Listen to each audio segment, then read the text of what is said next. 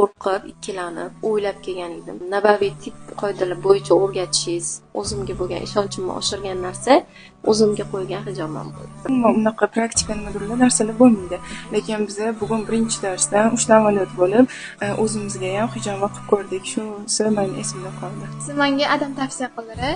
O'rganmoqchisan, qiziqishing bor, mana mashg'ulotingga bitta borib ko'rasanmi dedilar. Hijobiga o'qishga kelishdan juda ikkilandim. O'z jizzatim, shu bilan keyin o'zimga yozib gaplashib keldim. Men ham sizga o'xshab daromadga chiqishni, shunaqa shogirdlarni yetishtirishni xohlayman. Dars jarayonidan keyin 90-100% desa ham bo'ladi.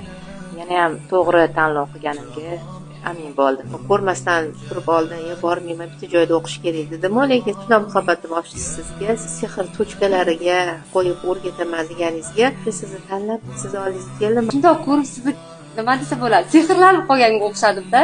Bo'ldi, mana shu ustozga o'qiyman deb juda xursand bo'ldim. Hozir uyim to'la mehmon bo'lsa ham, mehmonlarni tashlab kelganman. Qo'rqib kelgan edim, to'g'risi. Alhamdulillah yengib o'tdim.